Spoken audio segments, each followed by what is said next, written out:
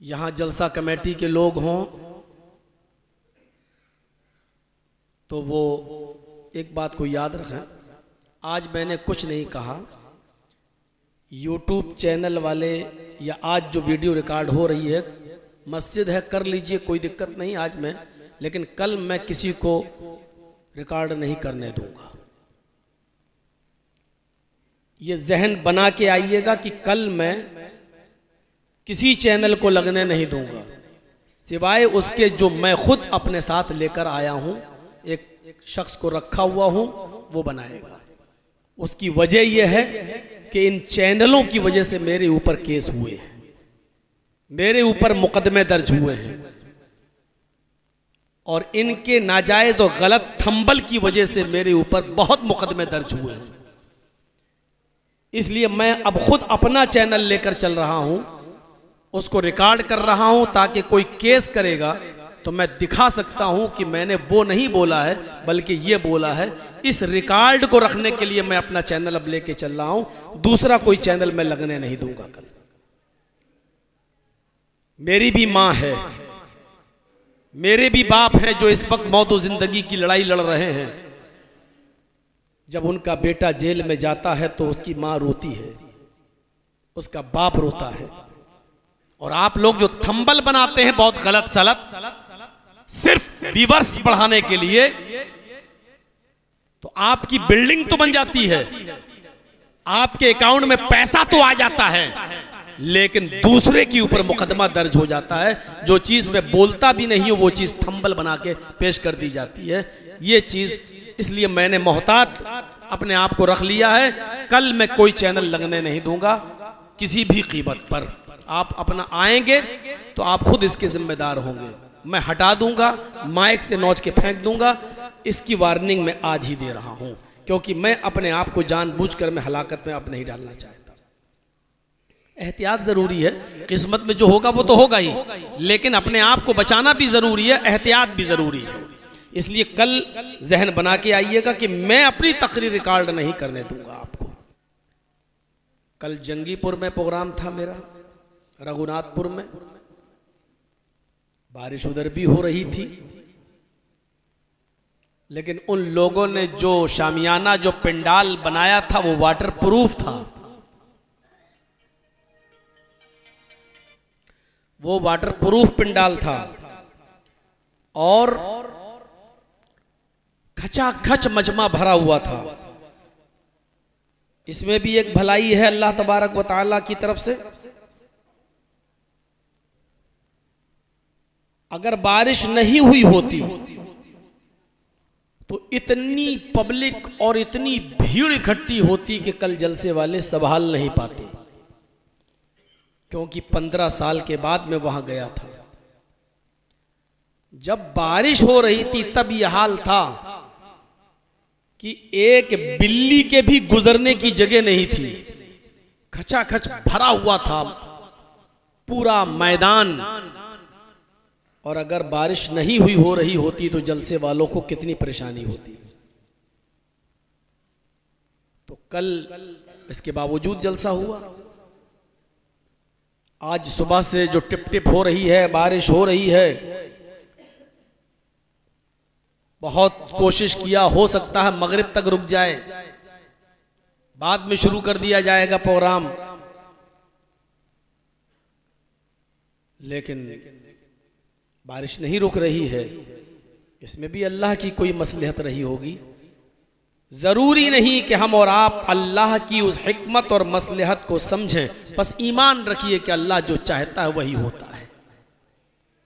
आपके यहाँ 2 दिन का प्रोग्राम है, ये भी एक मसलहत है। आज जो लोग नहीं सुन सके, नहीं आ सके, चलिए अल्लाह ताला उनके न जज्बात की कदर करेगा और कल हो सकता है पूरा कर दे। एक मसलहत ये भी है कि कल जुमे का दिन है। ये मौके बार बार किसी को नहीं मिलते हैं। आपको जुमे का दिन भी मिल गया। आज की कमी कल जुमे के खुतबे में भी पूरी हो सकती है। जबकि मेरे पास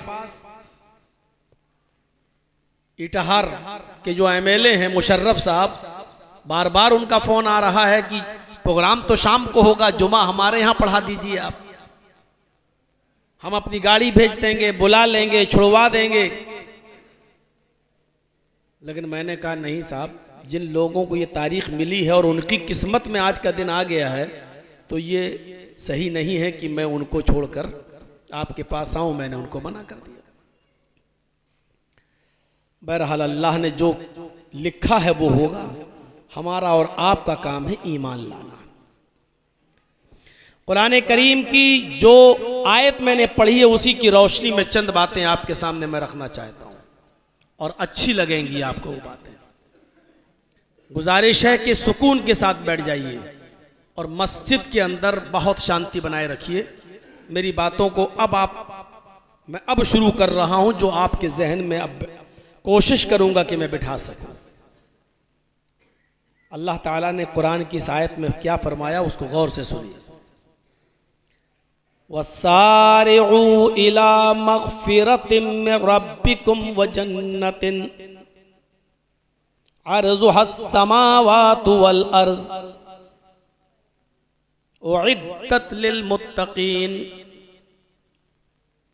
समेटूंगा, कोई बहुत लंबा चौड़ा ये प्रोग्राम नहीं है, एक दर्स की शक्ल में मैं आपके सामने तैयार हो गया हूं कि चलो आपका ये दिन बेकार नहीं जाना चाहिए।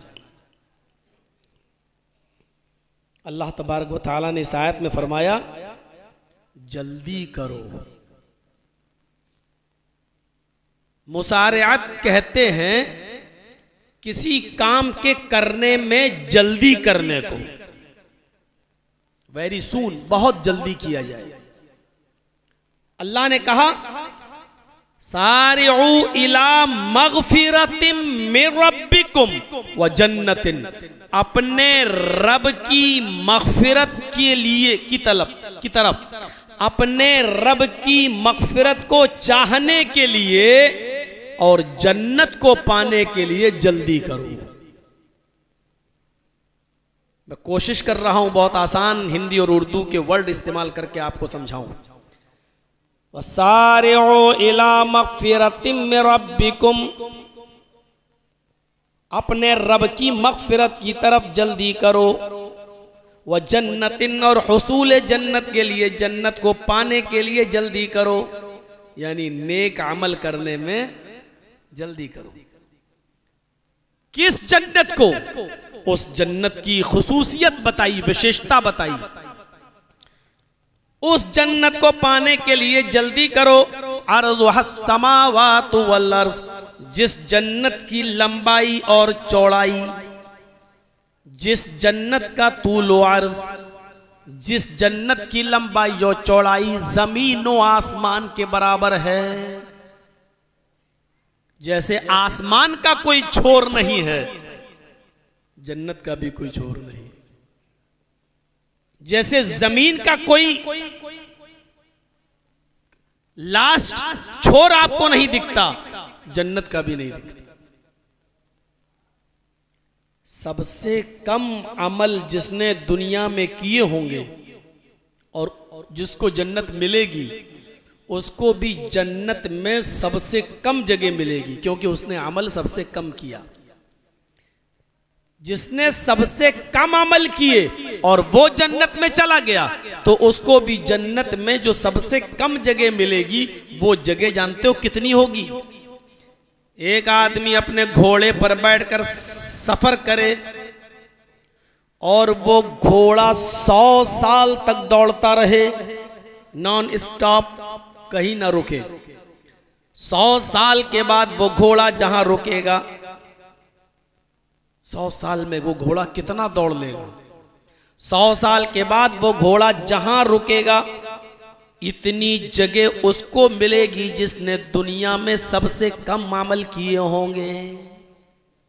अब जिसने सबसे ज्यादा अमल किए होंगे उसका हाल क्या होगा? कोई कंप्यूटर नहीं हमारे पास, कोई दिमाग नहीं है हमारे पास जो उसका अंदाजा लगा सके।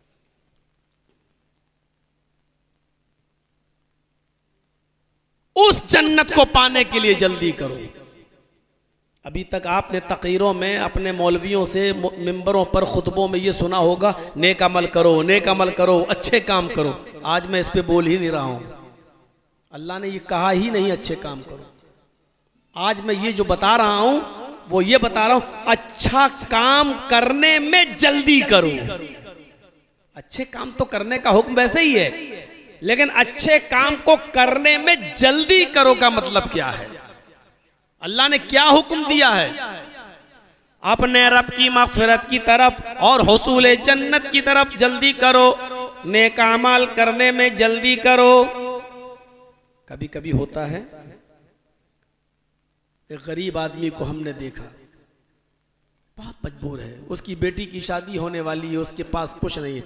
इंशाअल्लाह मैं शाम को जाऊंगा और उसको 5,000 रुपया दे के आऊंगा। दिल में ये ख्याल आया कि मैं उसको 5,000 रुपए दे के आऊंगा। सुबह आपने सोचा नहीं, शाम को जब वहां से गुजरूंगा उस गांव से, तो उस घर में मैं दे दूंगा 5,000 रुपया। और फिर अचानक कोई काम पड़ गया, शाम तक आने से पहले पहले आप वहां नहीं जा सके और फिर वो पैसा आपका कहीं और इस्तेमाल हो गया। नियत तो आपने की थी, लेकिन उस काम को करने में आप जल्दी नहीं कर सके। शाम होने से पहले पहले आपका इरादा ही बदल गया। इधर बीवी ने कुछ डिमांड कर दी, बात तो सही है, 5,000 रुपए दे के क्या करूंगा, नियत ही बदल गई आपकी शाम होने से पहले पहले। अल्लाह तबारक व तआला ने फरमाया कि नेक काम करने में जल्दी करो, मुसारिअत, दौड़ो। एक वाकया सुनाता हूं, अच्छा लगेगा। हजरत अबू बकर सिद्दीक रज़ी अल्लाह ताला अन्हु अपने घर में बैठे थे। ये वाकया इमाम बुखारी रहमतुल्लाह अलैह ने अल अदबुल मुफरद के अंदर नकल किया है। अपने घर में तशरीफ रखे थे, उनको क़ज़ाए हाजत की जरूरत पेश आई। क़ज़ाए हाजत नहीं समझते हैं? लेटरीन। उनको लेटरीन की जरूरत महसूस हुई। अरब के अंदर उस जमाने में घरों में बाथरूम नहीं बने हुए थे, घरों में टॉयलेट नहीं थे। लोग लेटरीन के लिए जंगलों में जाया करते थे। हजरत अबू बकर सिद्दीक ने पानी का एक बर्तन लिया, पानी का एक लोटा लिया और पानी का वो बर्तन, पानी का वो लोटा लेकर जंगल की तरफ चले गए। काफी दूर निकल गए। झाड़ियों की आड़ में, दरख्तों की आड़ में, झाड़ियों की आड़ में वहां जाने के बाद बैठ जाते हैं। अपना कपड़ा खोला, बैठ गए। अभी लेटरिन किए नहीं, बैठे ही थे कि खड़े हो गए। कपड़ा फिर सही कर लिया, पानी का बर्तन उठाया और चल दिए। लेटरिन नहीं किए। अपने घर पहुंचे और वहां से कोई चीज लिए, फिर दूसरी बस्ती में गए और थोड़ी देर के बाद वहां से लौटे, अपने घर आए, फिर पानी का बर्तन लिया और अब दोबारा जंगल के अंदर गए। अब लेटरीन किया, क़ज़ाए हाजत से अब फारिग हुए और उसके बाद फिर अपने घर पे आए। रास्ते में जिन लोगों ने देखा, उन्होंने पहली बार भी जाते हुए देखा, फिर दूसरी बार भी जाते हुए देखा, तो अपनी लैंग्वेज में, अपनी भाषा में पूछने लगे, क्या हुआ, अभी तो गए थे, फिर दोबारा? ज्यादा खा लिया क्या? लूज मोशन हो गया क्या? दस्त लग गए? अरे अबू बकर, अभी तो गए थे और फिर तुम गए, क्या मतलब? कुछ तबीयत खराब है अंदर से। तो अबू बकर सिद्दीक ने कहा नहीं, तबीयत तो मेरी ठीक है। कहा फिर अभी तो गए थे, फिर गए। तो अबू बकर सिद्दीक ने जो जवाब दिया वो सुनिए। मैं अभी गया था, मैं बैठा था, लेकिन लैट्रीन नहीं किया, मैं उठ गया, मुझे कोई चीज याद आ गई, इसलिए मैं अपने घर चला गया, मैंने लैट्रीन नहीं की।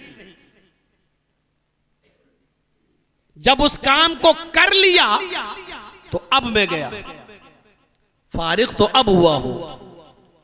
तो उसने कहा यार ये क्या बात रही, क्या काम याद आ गया? अबू बकर सिद्दीक कहते हैं कि जैसे ही मैं लैट्रीन के लिए पहली बार गया और बैठा तो मेरे जहन में एक सवाल आया, मेरे जहन में ये ख्याल आया, आए अबू बकर, तुम जिस बिस्तर पर लेटते हो उस बिस्तर के नीचे सोने की एक डली, सोने का एक टुकड़ा रखा हुआ है, गोल्ड का एक पीस, छोटा सा एक टुकड़ा रखा हुआ है। इस टुकड़े को मैं बेचकर इसकी कीमत को गरीबों और मिस्कीनों में मैं खर्च कर दूं।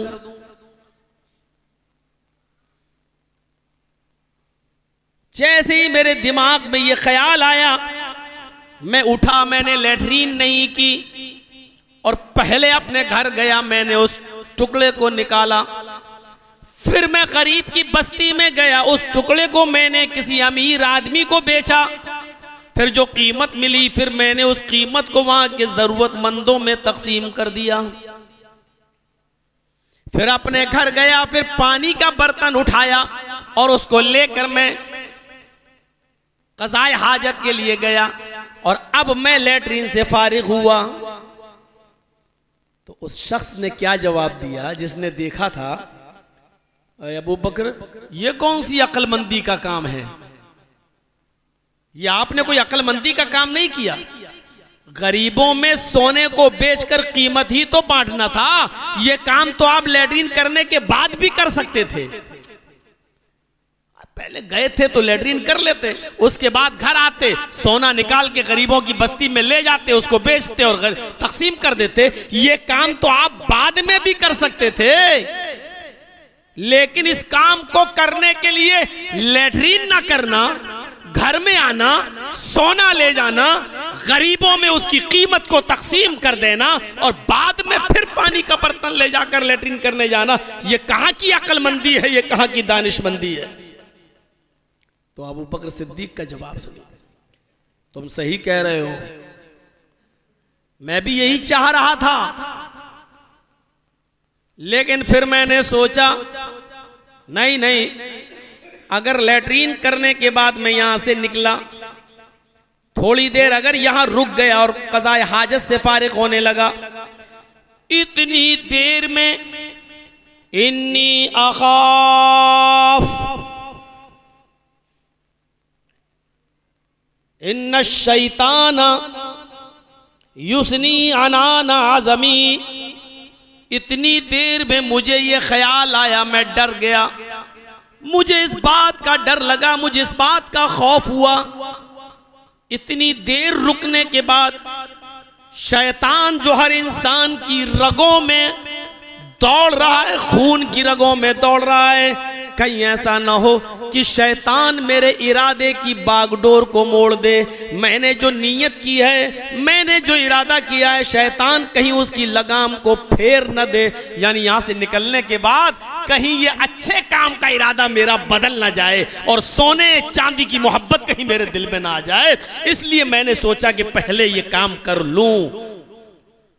इस काम को करने में कितनी जल्दी की, लैट्रीन तक नहीं की, घर गए, सोना निकाला, बेचा, तकसीम कर दिया गरीबों में उसकी कीमत। अब पढ़िए कुरान की आयत, वसारिउ इला मगफिरतिन मिन रब्बिकुम व जन्नतिन, अपने रब की मगफिरत की तरफ और हुसूल जन्नत के लिए जल्दी करो। अबू बकर सिद्दीक ने नेक काम नहीं किया, नेक काम करने में जल्दी किया, इतनी जल्दी की कि लेटरिन तो हम बाद में करेंगे, पहले हम सोने को गरीबों में तकसीम कर दें। एक तरफ नबी का ये हुक्म है कि अगर लेटरिन लग रही है और इधर अजान की आवाज आ रही है तो तुम मस्जिद के बजाय पहले क़ज़ाए हाजत लेटरिन के लिए जाओ। देखिए, पहले उससे फारिग हो जाओ, बाद में नमाज पढ़ लेना। अगर जमात मिल जाए तो ठीक, वरना जितनी रकातें मिल जाएं पढ़ लेना, जो छूट जाए बाद में पूरी कर लेना। जहां नबी का ये हुक्म मौजूद है, वहीं अबू बकर सिद्दीक ने क्या किया, वहां बैठे रहे, उठ गए और पहले सोना और चांदी तकसीम किया, क्योंकि वो जानते थे मैं अपने लेटरीन के इरादे से आया हूं तो मैं रोक सकता हूं या नहीं। इस चीज का ख्याल रखिए, ये हर इंसान के मिजाज पर डिपेंड करता है। इसी तरीके से आप बंगाल के लोगों का एक हाल देखते हैं कि मेहमान जब उनके घर पे आता है तो उसके सामने खाना रख देते हैं, और खाने के अलावा भी जबरदस्ती और सभी और ले लीजिए, साभी और ले लीजिए, साभी और ले लीजिए। ऐसा नहीं करना चाहिए। पेट उसका है, जानता वो है कि उसको कितना खाना है और कितना नहीं खाना है। आप जबरदस्ती दे रहे हैं, उसको खिलाया 100 रुपए का और बाद में बीमार कर दिया, बेचारा 1000 रुपए की दवा ले रहा है वो। तो ये अच्छी बात नहीं है। और मेहमान के, अब आप सोचो कि मेहमान तकल्लुफ करेगा इसलिए उसको खिलाते। भाई मेहमान कहीं शर्म की वजह से, तो ये मेहमान की गलती है। बेवकूफ शर्म क्यों कर रहा है? अल्लाह के रसूल ने फरमाया तुम खाने पीने के मामले में तकल्लुफ ना करो। जैसे होता है ना, कोई आदमी खाना खा रहा है और कोई मेहमान, कोई आदमी चला आए दरवाजे, सलाम अलैकुम, आइए खाना खा लीजिए। अब वो दिल तो हो रहा है उसका खाने का, भूखा तो है, लेकिन दिखाने के लिए क्या कहता, अरे नहीं नहीं साहब ठीक है आप खाइए, बारकल्लाह। अल्लाह के नबी ने कहा नहीं, यहां तकल्लुफ नहीं होना चाहिए। अगर तुम्हारी ख्वाहिश है खाने की और उसने कहा आइए बैठिए, तो बैठ जाना चाहिए। अब सवाल ये है कि अगर हम फौरन बैठ गए तो लोग कहेंगे बड़ा बेशरम है, देखो एक ही बार का और बैठ गया। ये सब चीजें हमारे दिमाग पर डिपेंड करती है, लेकिन शरीयत वो नहीं है जो आप सोच रहे हैं। शरीयत वो है जो जनाब मोहम्मद रसूलुल्लाह ने बताई है। अगर हम हर इंसान के सोचने पर गौर करेंगे कि क्या सोचेगा, तब तो आप कुछ नहीं कर पाएंगे, आप कुछ कर ही नहीं पाएंगे। फिर मेहमान को ये हुक्म दिया है खाओ, तकल्लुफ नहीं करो। नहा रसूलुल्लाह सल्लल्लाहु अलैहि वसल्लम अन तसन्नो, अल्लाह के रसूल ने तसन्नो से मना किया है, बनावट करना। नहीं नहीं नहीं बस बस बस बस, अरे नहीं, आप उसके सामने रख दीजिए, उसको जितना लेना होगा उतना ले लेगा, खा लेगा, पेट उसका है, वो अपनी मर्जी के। मेहमान को हुक्म है कि तुम तकल्लुफ नहीं करोगे, तुमको जितनी भूख है खाओ, और मेजबान के लिए ये हुक्म है कि तुम जबरदस्ती नहीं करोगे। इस जबरदस्ती के चक्कर में कितने लोग हॉस्पिटल में पहुंच जाते हैं। शरीयत ने मेहमान नवाजी का भी हुक्म दिया, तो मेहमान को हुक्म दिया और मेजबान को भी हुक्म दिया, तुम्हारी लिमिट ये है, और मेजबान को कहा तुम्हारी लिमिट ये है, तुम ये करोगे, तुम ये करोगे। तो मेहमान को तकल्लुफ नहीं करना चाहिए और मेजबान को जबरदस्ती नहीं करना चाहिए। समझ गए? अब हम सोचने लगे कि लोग क्या सोचेंगे। तो अब जर्जीज साहब भी सोचें कि बेचारे हम जिसके घर पे रुके हुए हैं, तो वो क्या सोचेगा कि मौलाना साहब ये मेरे खिलाफ तकरीर कर रहे हैं। नहीं, ऐसा नहीं है। मैंने एक दीन का मसला बताया है, नहीं जानते हैं लोग, इसलिए बताना जरूरी है। वो समझते हैं कि मेहमान बेचारा शर्म कर रहा है इसलिए उसको खिलाओ, उसको दो। बेचारे वो अदब ही कर रहे हैं, मेहमान की इज्जत करना चाहते हैं, लेकिन आपकी ये इज्जत उस बेचारे को कहीं और पहुंचा रही है, इसलिए उसका भी ख्याल रखो। अल्लाह के नबी सल्लल्लाहु अलैहि वसल्लम तो फरमाते हैं कि अगर तुम चाहते हो कि ज्यादा दिन जिंदा रहो, हिकमत भरी बात। अगर तुम चाहते हो कि ज्यादा दिन जिंदा रहो तो खाने में एतदाल शुरू कर दो, यानी कभी पेट भरकर खाना मत खाओ। पेट भरकर खाना खाने वाला आदमी, देखिए फिर यहां पर कहोगे कि साहब कम खाने से क्या आदमी की जिंदगी बढ़ जाती है? तकदीर में, किस्मत में जितना लिखा होगा आप उतने ही दिन जिंदा रहेंगे। अगर आपकी उम्र 80 साल लिखी है और एक दिन में अगर वो 5, 6, 10 सिगरेट पी लेता है तो तकरीबन वो आधा मिनट अपनी जिंदगी का खत्म कर लेता है।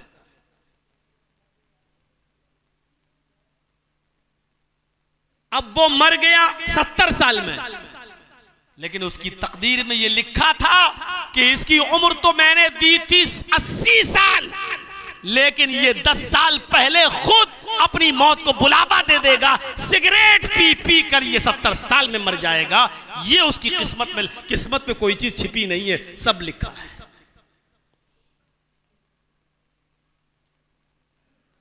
ये भी लिखा है।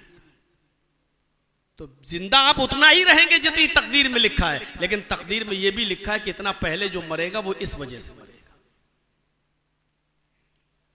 तो अबू बकर सिद्दीक जानते थे कि मैं कितनी देर तक अपनी लैट्रिन को रोक सकता हूं, इतनी देर में तो मैं सोना निकाल लूंगा, वहां पहुंच जाऊंगा, बेच दूंगा, तकसीम कर दूंगा और आ जाऊंगा।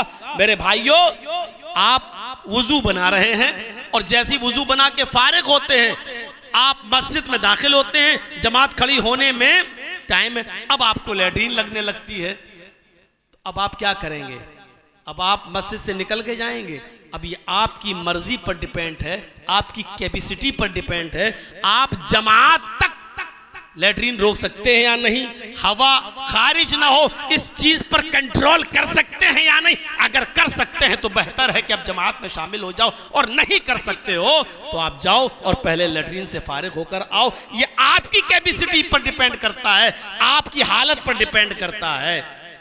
इसी तरीके से अबू बकर को मालूम था कि हम कितनी देर तक कंट्रोल कर सकते हैं। वो गए और सोना चांदी तकसीम कर दिया। अब सुनिए मेरे भाइयों, अबू बकर सिद्दीक का ये अमल ये बतला रहा है कि वो नेक अमल करने में जल्दी किया करते थे। ऐसा ही काम मोहम्मद रसूलुल्लाह ने भी एक बार किया। और क्या किया?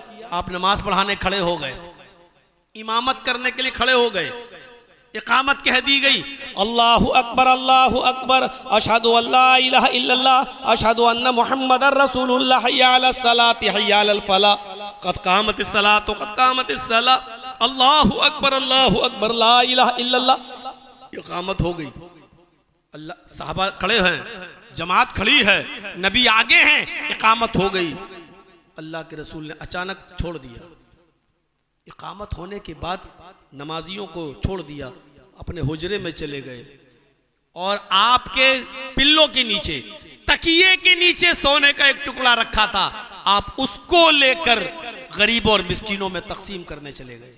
और थोड़ी देर के बाद आए, फिर आप मस्जिद के अंदर दाखिल हुए, अल्लाहु अकबर कहकर आपने नमाज पढ़ाई। साहबा ने कहा, अल्लाह के नबी नमाज छोड़ के कहाँ चले गए?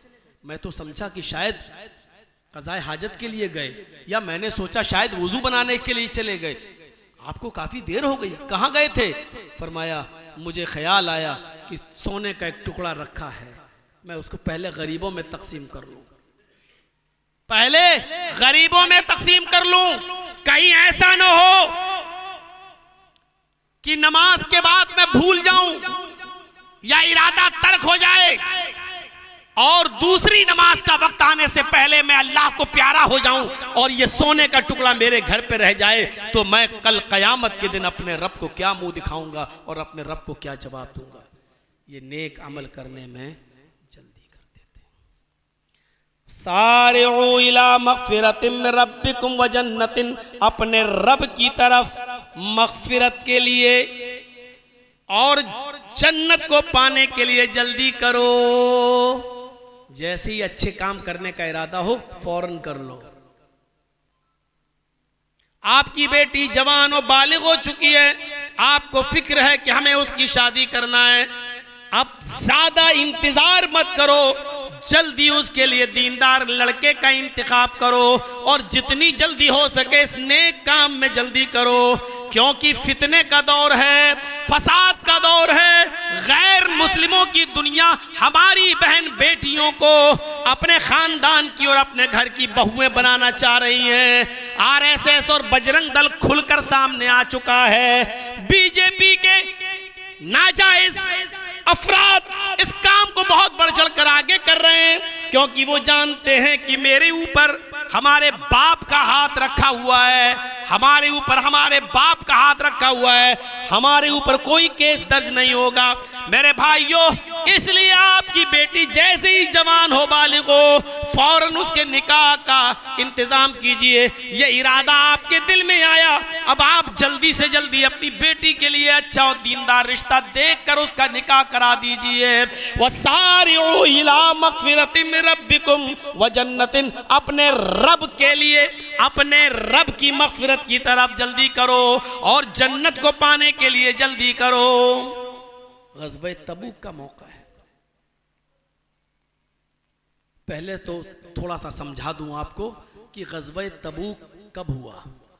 सख्त गर्मी में एक ग़ज़वा, जंग। ग़ज़वा उसको कहते हैं जिस ग़ज़वे में, जिस जंग में अल्लाह के रसूल भी शरीक हुए हों। दो लफ्ज़ आते हैं, एक ग़ज़वा और एक सरिया। सरिया भी जंग होती है और ग़ज़वा भी जंग होता है। जंग, ग़ज़वा उसे कहते हैं जिसमें सहाबा भी हों और नबी भी हों, उसको कहते हैं ग़ज़वा। और सरिया उसे कहते हैं जिसमें सहाबा ने जंग लड़ी हो, अल्लाह के नबी ने उनको लड़ने के लिए भेज दिया हो, लेकिन खुद ना गए हो, आप उसमें शरीक ना हुए हो, उसको सरिया कहते हैं। तो ग़ज़वा यानी अल्लाह के रसूल भी इस ग़ज़वे में, इस जंग में थे। नाम क्या उस ग़ज़वे का? ग़ज़वे तबूक। तकरीबन 1200 किलोमीटर की दूरी पर, मदीने से 1200 किलोमीटर की दूरी पर ग़ज़वा। वहां जाना है और लड़ना है, कल ही निकलना है। घोड़े नहीं, हवाई जहाज का सफर नहीं है, ट्रेनें नहीं हैं, बस भी नहीं है। मौलाना जर्जीस साहब की तरह 4 व्हीलर पर सफर करने के लिए, जंगीपुर से या फरक्का से यहां तक आने के लिए भी 4 व्हीलर जाती है, वो भी दौर नहीं है। तेज स्पीड में चलने वाली बाइक भी नहीं है। 1200 किलोमीटर का सफर उसी घोड़ों पर करना है, खच्चर पर करना है, गधों पर करना है, ऊंट पर करना है। और रास्ता इतना डैमेज कि आजकल की तरह रोड भी बना हुआ नहीं है और जगह जगह पर मरकरियां और लाइट भी लगी हुई नहीं है। खतरनाक जंगलों से भी गुजरना पड़ेगा। अब आप अंदाजा लगा सकते हैं कितना खतरनाक ये ग़ज़वा था। और इतनी गर्मी में हुआ था कि जमीन पर नंगे पैर, बिना चप्पल, विदाउट शूज, बिना चप्पल और बिना जूते के अगर आप 2 मिनट के लिए खड़े हो जाएं तो पैरों में फलक पड़ जाएं, पैरों में छाले पड़ जाएं। इतनी सख्त गर्मी में ये ग़ज़वा हुआ है। और सबसे बड़ी बात, खजूरों के दरख्त पककर तैयार हो चुके हैं, खजूर लग चुके हैं, फसल कल या परसों कटने वाली है। मदीने के सहाबा का बिजनेस वही है, खजूर के बागात हैं उनके। कई महीने इंतजार किया, खजूर पककर तैयार हैं, कल खजूरों को काटना है। और अल्लाह के नबी कह रहे हैं कि आप ग़ज़वे में निकलो, जंग में निकलो, बागों को छोड़ दो। अब समझ में आएगा इस्लाम क्या है। अब समझने की कोशिश करो नेकी का काम क्या है। ये तो बहुत आसान है, मौलाना साहब जलसा और चंदा करना, हाँ ठीक है लिख लो, उधार कल दे देंगे। और फिर उधार वाला पैसा आधा मिलता है, आधा रह जाता है। लोग रमजान के महीने में धान क्या क्या लिखवाते हैं मदरसों में देने के लिए, और बाद में पता चला कि आधों ने दिया और आधे नहीं दे रहे हैं। पता चला कि उन्होंने जलसे में लिखवा तो दिया सिर्फ शोहरत के लिए कि लोग कहें इसने भी दिया, और बाद में वो देते भी नहीं। कल खजूर कटने वाले हैं, खजूरों की फसल तैयार। इन्हीं खजूरों को बेचने के बाद इन सहाबा किराम के पूरे साल की मईशत, पूरे साल का गुजर बसर इन्हीं खजूरों की आमदनी पर है। जैसे आपके यहाँ धान वगैरह पैदा होता है, पूरे साल की मईशत आपकी उसी खेती बाड़ी के ऊपर होती है, ऐसे उन सहाबा किराम की मईशत, पूरे साल का खर्चा उसी खजूर पर टिका हुआ है। लेकिन हुक्म दिया आपको कल निकलना है, जंग में जाना है। सारे सहाबा ने अपने खजूरों के बागात छोड़ दिए, सब जमा हो गए अल्लाह के रसूल के पास, कल निकलना है।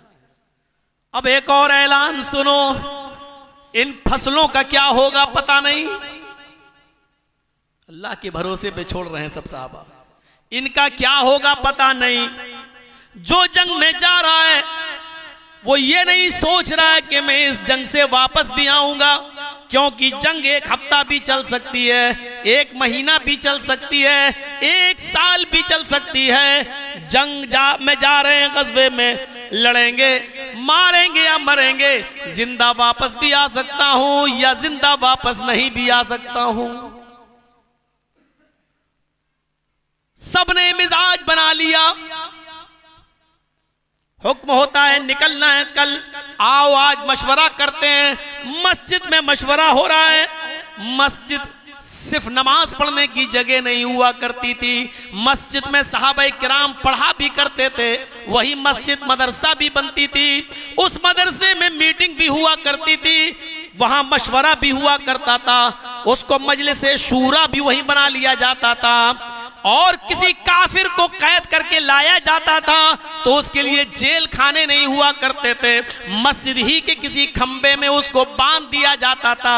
मस्जिद जेल का काम भी किया करती थी, क्योंकि इस खंबे में किसी काफिर को बांधेंगे उसको सजा मिलेगी, लेकिन वो हमारी नमाज पढ़ने का तरीका भी देखेगा, हमारा रहन सहन भी देखेगा, हमारा अखलाक भी देखेगा, हमारा किरदार भी देखेगा, हमारे सहाबा किराम के प्यार मोहब्बत से रहते हैं वो इसको भी देखेगा। तो हो सकता है इस्लाम की मोहब्बत इसके दिल में आ जाए और ये इस्लाम भी कबूल कर ले।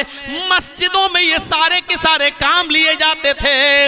मस्जिद में मीटिंग हो रही है, कल जंग में निकलना है, लेकिन इस जंग में जाने के लिए भी तो कुछ सामान चाहिए, घोड़े चाहिए, खच्चर चाहिए, ऊंट चाहिए, कुछ ज्यादा राह भी चाहिए, सामान खाने पीने के लिए भी चाहिए, चादरें भी चाहिए, कहीं नींद आएगी तो सोया भी जाएगा, अरे कुछ सामान तो चाहिए। आपने फरमाया जिसके पास जो हैसियत हो अपने अपने इस्तिताअत और ताकत के मुताबिक कुछ लाओ, चंदा करो, कल निकलना है, आज उसके लिए कुछ माल इकट्ठा करो। एक तरफ तो खजूरों को छोड़ना पड़ रहा है, पूरे साल से मेरे पास कुछ भी नहीं है, अब ये खजूर कटेंगे, बाजार में बिकेंगे, तब हमारे पास पूरे साल का खर्चा आएगा। अभी तो हम खुद नंगे हैं, हमारे पास कुछ नहीं है। और यहाँ अल्लाह के नबी ने डिमांड कर दिया उस ग़ज़वे में शरीक होने के लिए, कोई घोड़ा दे दे, कोई खदा दे दे, कोई खच्चर दे दे, कोई ऊंट दे दे, कोई बकरी दे दे, कोई जौ लाए, कोई ये अनाज लाए, कोई कुछ लाए, कोई कुछ लाए, जिसके पास जो ताकत हो वो लाओ, चंदा करो, जो जैसी जरूरत महसूस हो रही है। आपने कहा जाओ चंदा करो। सहाबा किराम अपनी अपनी ताकत के मुताबिक आज घरों में जा रहे हैं और कुछ लाना चाहते हैं। नबी ने कह दिया तो चंदा देना चाहते हैं। पूरी महफिल में अगर कोई मुस्कुरा रहा है तो आज हजरत उमर फारूक रज़ियल्लाहु ताला अन्हु है, आज उनके पास माल है, उनके पास काफी दौलत भी है, वो मुस्कुरा रहे हैं। और उन्होंने अबू बकर सिद्दीक की तरफ देखा, लेकिन दिल में सोच लिया आज मैं अपने माल में से आधा माल ला कर रख दूंगा, आज नेकियों में आगे बढ़ने का मौका है, आज मौका है, आज नेकियों में आगे बढ़ा जाए। आज हम नेकियों में आगे बढ़ेंगे। आज अबू बकर सिद्दीक से भी हम नेकियों में आगे बढ़ के दिखाएंगे। अबू बकर से ज्यादा अल्लाह की राह में चंदा देकर दिखाएंगे। हजरत उमर फारूक ने ये सोच लिया, आज नेकियों में अबू बकर सिद्दीक से भी मैं आगे बढ़ जाऊंगा। और नेकियों में आगे बढ़ने का हुक्म तो अल्लाह दे रहा है, फस्तबिकुल खैरात, नेकियों में खैर के काम में एक दूसरे से आगे बढ़ो। हमारे यहाँ क्या होता है, ये आदमी इस दुकान पे बैठा है, इसको इतना काम, इतना बिजनेस इसका चलता है, हम उसके बगल में दुकान खोल दें, कंपटीशन में हम उससे ज्यादा माल कमाएं। इसका घर इतना बड़ा, हम डबल मंजिल बनाएंगे, हम उससे बड़ा कर लेंगे। हम लोग आगे बढ़ रहे हैं एक दूसरे से घर बनाने में, एक दूसरे से ज्यादा जमीन रखने में, एक दूसरे से ज्यादा पैसा कमाने में। लेकिन साहब किराम घरों, मकान और जमीन और जायदाद में एक दूसरे से आगे नहीं बढ़ते थे। वो कह रहे हैं आज जरूरत है, आज मैं अबू बकर सिद्दीक से भी नेकी में आगे बढ़कर दिखाऊंगा। अबू बकर अपने घर जाते हैं, उमर फारूक अपने घर जाते हैं, सारे सहाबा अपने अपने घर जाते हैं और ताकत के मुताबिक माल लाते हैं। दे दिया। आपने देखा सबसे ज्यादा माल उमर फारूक का है। हजरत उमर फारूक से पूछा, माशाअल्लाह अच्छा माल लाए हो, घर में क्या छोड़ा? आए उमर, घर में क्या छोड़ा? इतना माल ले आए हो तो घर में क्या छोड़ा? उमर फारूक ने जो जवाब दिया सुनिए। अय अल्लाह के रसूल, मैं अपने घर गया, सारा माल इकट्ठा किया, उसके 2 हिस्से किए, 2 पार्ट्स में डिवाइड किया, आधा घर छोड़ दिया और आधा इधर लाए। मेरे पास 2 घोड़े थे, एक घोड़ा घर में छोड़ दिया, एक यहां लाए। मेरे पास 10 बकरियां थी, 5 घर में छोड़ दी, 5 यहां लाए। मेरे पास 10 चादरें थी, 5 घर में छोड़ दी, 5 यहां लाए। मेरे पास इतना अनाज था, आधा घर में छोड़ दिया, आधा यहां लाए। यानी हर चीज का आधा आधा कर दिया। मेरे घर में इतने बर्तन थे, आधा घर में छोड़ाया, आधा यहां लाया। आधा घर में छोड़ा, आधा यहां लाया। उनका आधा माल भी सबसे ज्यादा लग रहा था। अल्लाह के नबी ने कहा, बारकल्लाहु फी मालिक, अल्लाह तुम्हारे माल में बरकत दे। चलिए उनके लिए दुआ दे दी। हजरत अबू बकर सिद्दीक के ऊपर नजर पड़ी, कहा क्या लाए हो? कहा ये बहुत कम माल था, ये लाए हो? ठीक, कोई बात नहीं, अपनी ताकत के मुताबिक लाए हो? का जी। आए अबू बकर, फिर घर में क्या छोड़ा? सोच रहे थे कि लाए तो घर में भी कुछ छोड़ा होगा, ये तो बहुत थोड़ा सा माल है। लेकिन अबू बकर के जवाब ने उमर फारूक को शर्मिंदा कर दिया। अबू बकर, ये लाए हो, घर में भी तो कुछ छोड़ा है? हाँ छोड़ा है। क्या छोड़ के आए हो? जवाब दिया, तुरुकू फी बैती सम्मल्लाह, या रसूल अल्लाह, आय अल्लाह के नबी, अपने घर में सिर्फ मैंने अल्लाह का नाम छोड़ा है। अतरुकू फी बैती इस्मल्लाह, आय अल्लाह के नबी, हमने अपने घर में सिर्फ अल्लाह का नाम छोड़ा है, अल्लाह और उसके रसूल की मोहब्बत को छोड़ के आया हूं। यानी मेरे घर में जितना भी माल था मैं सारा का सारा उठा लाया। ये मेरे घर का सारा माल है, ये मेरे घर की सारी असास है, सारी बुनियाद है, सारा माल यही है मेरे घर का। मैंने अपने घर में कुछ नहीं छोड़ा। आय अल्लाह के रसूल, सिर्फ मैंने जो छोड़ा है वो अल्लाह का नाम, अल्लाह और उसके रसूल की मोहब्बत को मैं घर में छोड़ के आया हूं। हजरत उमर फारूक ने जब ये सुना तो क्या सोचने लगे, मैं तो आधा घर में छोड़ा, अपना आधा माल लाया। अगरचे आधा माल भी अबू बकर के माल से ज्यादा है, लेकिन आधा तो घर में छोड़ा है मैंने। मैं तो अपनी मिल्कियत का आधा लाया, लेकिन अबू बकर तो अपनी पूरी मिल्कियत उठा लाए। अगरचे वो कम है लेकिन पूरी मिल्कियत। चीख पड़े, आय अल्लाह मैं गलत था, एतराफ करता हूं कि मैं अबू बकर से कभी नेकियों में आगे नहीं बढ़ सकता, मैं अबू बकर से कभी नेकियों में आगे नहीं बढ़ सकता। अबू बकर सिद्दीक ने कहा क्या मतलब? कहा मैं चाहता था कि आज इतना माल दे दूं कि आज मैं नेकियों में आपसे आगे बढ़ जाऊं, लेकिन आप अपने घर का पूरा माल उठाकर आपने साबित कर दिया कि मुहम्मदुर रसूलुल्लाह का सच्चा जानशीन कोई है तो वो सिर्फ अबू बकर सिद्दीक है। आपसे नेकियों में हम आगे कभी नहीं बढ़ सकते। एक दिन उमर फारूक बैठ गए, अरे अबू बकर एक सौदा करोगे, एक बिजनेस करोगे? आओ एक चीज का सौदा करते हैं। कौन कह रहा है? उमर फारूक। किससे कह रहे हैं? अबू बकर से। अबू बकर हंसते हैं, कैसी सौदेबाजी, कैसा बिजनेस? कहा आए अबू बकर मेरी पूरी जिंदगी की नेकियां आप ले लो, मेरी पूरी जिंदगी की नेकियां आप ले लो और अपनी एक दिन की, पूरी जिंदगी की नहीं, एक दिन की, और एक दिन की भी पूरी नहीं बल्कि उस एक दिन की जिस दिन आप नबी के साथ गारे सौर में थे और नबी अकरम लेटे थे, आपके पैर पर रान पर सर था और आपने अपने पैर से उस गार का अंगूठे से आपने सुराख बिल ढांप दिया था और एक खतरनाक और मोजी बिच्छू आपको काट रहा था, लेकिन आप पैर इसलिए नहीं हिला रहे थे कि अगर पैर हिलाऊंगा तो मुहम्मदुर रसूलुल्लाह की आंख खुल जाएगी, नींद में डिस्टर्ब हो जाएगा।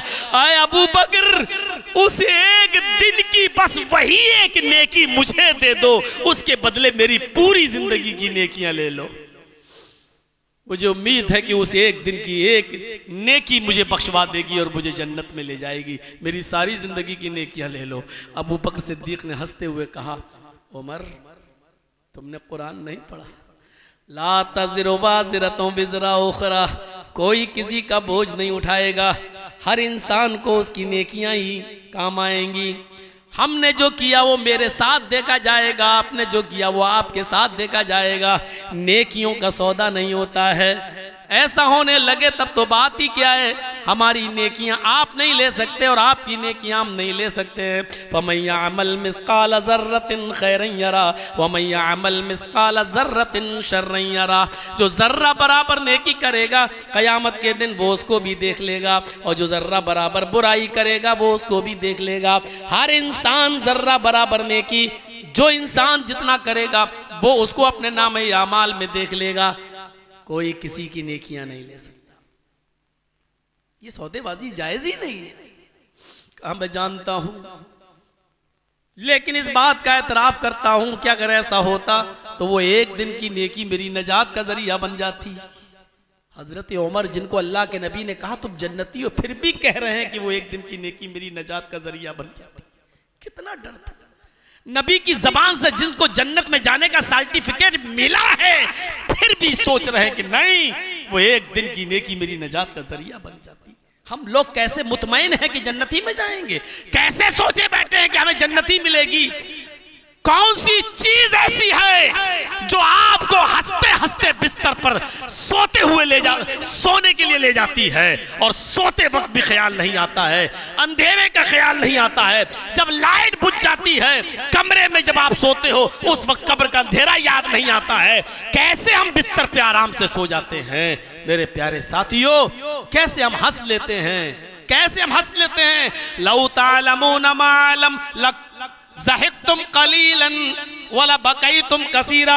मैं जहन्नम देख कर आया हूँ, मुझे अल्लाह ने जहन्नम दिखाई है। जहन्नम में जो जो चीज़ें मैं देख कर आया हूँ वो मैं तुम्हें नहीं बता सकता। अगर तुम्हें उन चीज़ों का इल्म हो जाए जो मुझे है, अगर वो मैं तुम्हें बता दूँ कि जहन्नम में क्या है और कितना बड़ा अजाब है, अगर मैं तुम्हें वो सारी चीज़ें बता दूँ जो मैं जानता हूँ, लज़हिक्तुम कलीलन वला बकैतुम कसीरा, तो तुम दुनिया में हंसना भूल जाओगे और रोते रोते अपनी पूरी जिंदगी खत्म कर लोगे। तो तुम्हें दुनिया में हंसना भूल जाओगे और रोते रोते तुम अपनी जिंदगियां खत्म कर लोगे। वमा तलज़्ज़ुम बिन्निसा, तुम अपनी बीवियों को भी अपने बिस्तर पर छोड़कर जंगलों में चले जाओगे, अपनी बीवी के साथ रात नहीं गुजारोगे। सबसे ज्यादा जो लज्जत इंजॉय हासिल करते हो अपनी बीवी से, वो उसकी तरफ भी तुम्हारा दिमाग नहीं जाएगा। अपनी बीवियों को बिस्तरों पे छोड़ के जंगल में चले जाओगे। वाला खरज तुम मिला सौदात, जंगलों में चले जाओगे। तजअरूना इलल्लाह, और वहां अल्लाह की पनाह मांगने पर मजबूर हो जाओगे। अगर मैं तुम्हें वो बातें बता दूं जो मैं जानता हूं तो तुम दुनिया में रो रो कर अपनी जिंदगी खत्म कर लोगे और हंसना भूल जाओगे। सोचिए तो हम कैसे हंस लेते हैं, कैसे गवारा कर लेते हैं। बहुत लंबा प्रोग्राम नहीं, एक वाकया और, थोड़ा सा टाइम दीजिए। ग़ज़वे उहद हो रही है, जंग। 70 सहाबा ग़ज़वे उहद में शहीद हुए थे। सबसे ज्यादा इसी जंग में सहाबा इकराम शहीद हुए। जंग की आग भड़की हुई है, अपने जवानी पर है जंग, आखिरी मरहला है जंग का। सहाबा जा तोड़ मेहनत कर रहे हैं, उधर से काफिरों के भी तीर आ रहे हैं। इधर से एक बद्दू, एक देहाती आता है, खजूर खा रहा है, उसके हाथ में खजूर का एक गुच्छा है। एक खजूर तोड़ता है, खाता है और आता है। देहाती कैसे होते हैं आप जानते हैं। और उस वक्त के बद्दू, उस वक्त के देहाती, एक देहाती वो आया, कहता अल्लाह के नबी ये क्या हो रहा है? कहा जंग हो रही है। किससे हो रही है? काफिरों से हो रही है। ओ तुम बद्दू हो, ईमान तो ला चुके हो कि हाँ, तो तुम जंग में शरीक नहीं हो रहे हो। जंग में शरीक हो जाऊंगा तो क्या होगा? फरमाया कि अगर बच गए तो गाजी, और मारे गए, कत्ल हो गए तो शहीद। खून का पहला कतरा जमीन पे गिरते ही अल्लाह सारे गुनाह माफ कर देता है। और कयामत के दिन जब शहीद को देखेगा खून आलूद, उसके जिस्म से खून टपक रहा होगा, तो देखकर कहेगा फरिश्तों इसका क्या हिसाब लूं? ये तो जान माल घर मकान सब मेरी राह में छोड़ के चला आया, जाओ इसको जन्नत में दाखिल कर दो। अगर मारे गए तो शहीद, जन्नत। उसने कहा अल्लाह के नबी क्या आप इस बात की गारंटी देते हैं? अगर जिंदा बच गया तो गाजी और मारा गया तो शहीद, और शहीद को जन्नत।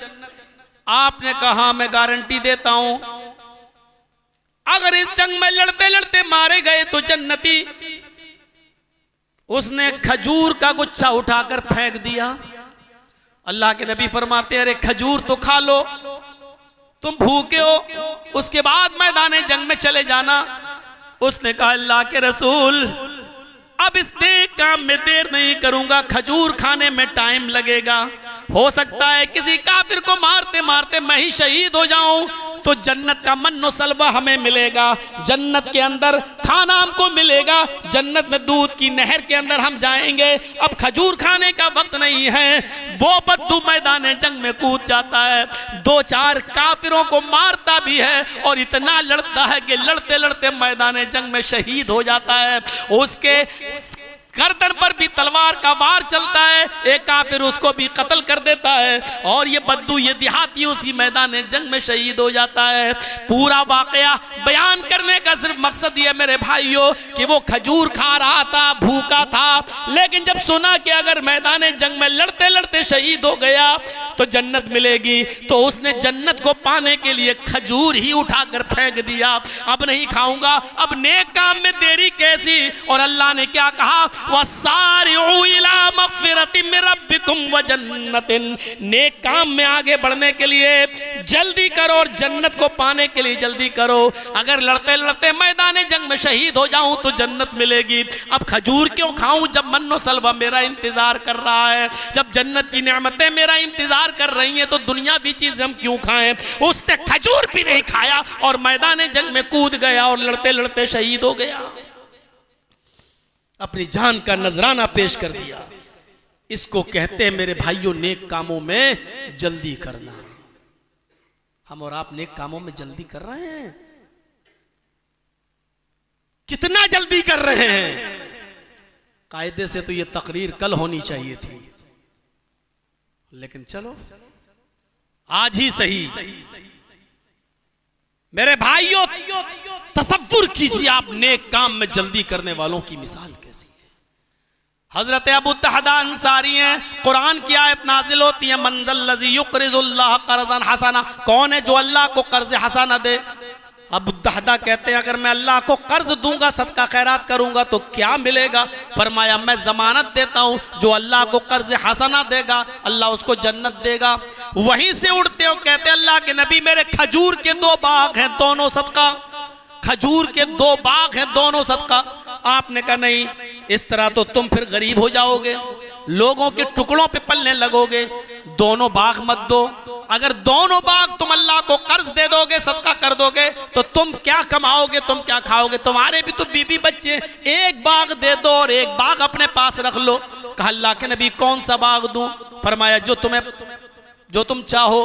फरमाया एक बाग मेरा खाली है, उसमें किसी चीज की पैदावार नहीं, दूसरे बाग में खजूर लगे हुए हैं, 600 दरख्त है, 600 ट्रीज, खजूरों के 600 दरख्त लगे हुए हैं, खजूर पककर तैयार हो चुकी है। मैं उसी को अल्लाह की राह में कर्ज हसना दे रहा हूं, इसलिए कि अल्लाह ने फरमाया लन तनालुल बिर्र हत्ता तुनफिकू मिम्मा तुहिब्बून। उस वक्त तक तुम नेकी को नहीं पा सकते जब तक कि अल्लाह की राह में वो चीज खर्च ना करो जो तुम्हें सबसे ज्यादा पसंद है। मुझे वो बाग पसंद है, मैं वही अल्लाह को दे रहा हूं। कर्ज हसना दे दिया। अपने घर की तरफ जाते हैं कि बीवी को बता दूं कल से उस बाग में मत जाना अपने बच्चों को लेके। जैसे घर पहुंचते पता चला कि ताला लगा हुआ है। पड़ोसियों ने बताया तुम्हारी बीवी भूखी थी, बच्चे भूखे थे, वो बाग में गए हैं खजूर खाने के लिए। वहीं से दौड़ लगाते हैं अबू दहदा, खजूरों के बाग में पहुंचते हैं, लेकिन अब अंदर नहीं जा रहे। आय अल्लाह, ये बाग तो मैंने तुझे दे दिया, अब ये बाग मेरा नहीं तो मैं अंदर क्यों जाऊं, अब इस पर मेरा हक नहीं है तो मैं अंदर क्यों जाऊं। आवाज देते मेरी बीवी बाहर आओ, अपने बच्चों को बाहर लेकर आओ। बीवी चंद खजूरें तोड़ चुकी थी, बच्चों के दामन में भी खजूरें थी, वो लेके आई। शौहर ने, अबू दहदा ने अपनी बीवी के दामन से खजूरें लेकर बाग में फेंक दी। अपने बच्चों से कहा मुंह खोलो। बच्चों ने मुंह खोला, खजूर चबी हुई थी, उस खजूर को भी बच्चों के मुंह से निकाल लिया। बच्चों के मुंह से रोटी का लुकमा कौन छीनता है। बाप अपने आप को भूखा रख सकता है लेकिन बच्चे को भूखा नहीं देखना चाहता है। माँ भूखी सो जाती है लेकिन बच्चे को खिलाती है। अबू दहदा ने वो खजूर जो बच्चों ने चबाया था उसको निकाल कर बाग में फेंक दिया। आय अल्लाह, जो खजूर मेरी बीवी खा चुकी है मैं उसका जिम्मेदार नहीं, जो खजूर मेरे बच्चे खा चुके हैं वो उसका मैं जिम्मेदार नहीं। जो मुझे मिल गया उसको मैंने तेरे बाग में ही डाल दिया, क्योंकि अब वो बाग मेरा नहीं है तेरा है। आय अल्लाह, मैंने अपना वादा पूरा किया, तू अपना वादा पूरा कर। आय अल्लाह, मैंने अपना वादा पूरा किया, तू अपना वादा पूरा कर। बीवी ने कहा क्या हुआ। फरमाया बीवी ये बाग अब मेरा नहीं है, ये 600 खजूरों के दरख्त हैं, ये पूरे साल का खर्चा है मेरा, और आप कह रहे हैं ये बाग मेरा नहीं, किसी ने कब्जा कर लिया, किसी ने इसके ऊपर अपनी हुकूमत कायम कर दी। फरमाया नहीं, मैंने इसको अल्लाह को सदका कर दिया। फरमाया बदले में अल्लाह क्या देगा। कहा जन्नत। बीवी ने कहा अगर खजूर के बाग को देकर जन्नत मिल रही है तो ये सौदा महंगा नहीं है, ये खरीदो फरोख्त महंगी नहीं है। अगर खजूर का बाग देकर जन्नत मिल रही है तो ये बहुत सस्ते में आप निपट गए हैं। अरे मेरे शौहर, आप खजूरों का बाग दे रहे हैं तो मैं भी खो रही हूँ बहुत कुछ, इसलिए भूल मत जाइएगा, मेरे लिए भी जन्नत में जाने की दुआ कीजिएगा और इन बच्चों के लिए भी। इतनी जल्दी की कि यहां सदका किया, वहां फौरन पहुंचे, अपनी बीवी को निकाला, जो खजूरें थी छीना और बाग में डाल दिया। बच्चे जो चबा रहे थे क्या बेटा मुंह खोलो, उसको भी निकाल के डाल दिया। नहीं, अब ये तुम्हारा नहीं है, क्योंकि ये बाग अल्लाह का है, अब इसको मैं सदका कर चुका हूं, खैरात कर चुका हूं। अल्लाह के नबी इसको जिस जायज काम में इस्तेमाल करना चाहे करेंगे, लेकिन अब ये बाग मेरा नहीं रहा।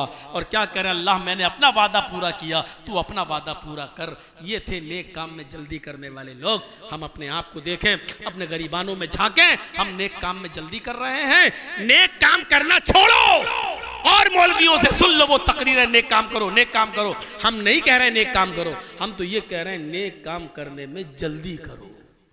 नेक काम तो हर इंसान को करना है, बुरे काम के लिए पैदा थोड़ी हुआ कोई आदमी। बुरे काम तो छोड़ने के लिए पैदा हुआ है, नेक काम करने के लिए पैदा हुआ है। मेरी तकरीर का मौजू है नेक काम करने में जल्दी करो। जैसे ही इरादा हुआ नेक काम का, फौरन उस नेक काम को कर डालो। यह है नेक काम को करने जल्दी करने का मतलब। मेरे भाइयों, 1.25 घंटे की इस तकरीर पर इक्तिफा करता हूं।